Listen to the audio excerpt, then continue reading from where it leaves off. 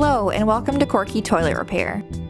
Today we're going to install your new Korky fill valve and flapper kit. Before we get started, let's talk about what makes the Korky Smart valve different.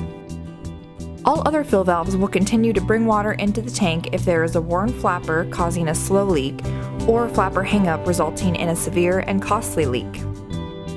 When a leak is detected, the Korky Smart valve turns itself off. The first step is to shut off the water supply to your toilet. Hold the handle down to drain the excess water. Sponge out the remaining water in your toilet tank. Remove the old flapper. Install the new flapper. Attach the flapper ears to the tabs of the flush valve. Then, attach the flapper chain to the flush lever with minimal slack.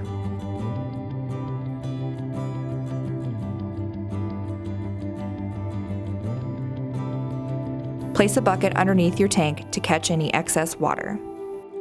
Disconnect your water supply line and remove the mounting nut. Remove the old fill valve. Turn the top of your new fill valve counterclockwise and pull up to fully extend. Place the valve in the tank and press down until the corner of the red cover lines up with the top of the flush valve. Lock the fill valve in place by twisting the upper half clockwise.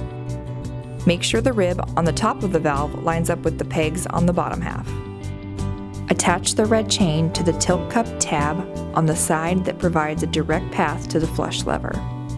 The red chain is unique to the Korky Smart valve. Its purpose is to reset the valve if it detects a leak.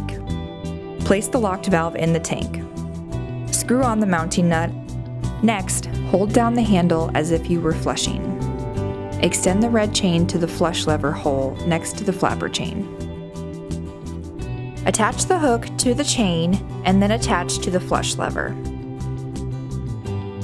If there is no direct path to the flush lever, attach the hook to the 14th chain link and then clip to the cover of the fill valve. Now, press down on the handle as if you were flushing. Provide enough slack so that the tilt cup tilts and the flapper lifts when you flush. This will allow the fill valve to reset properly if there is a leak. Adjust the chain length if needed.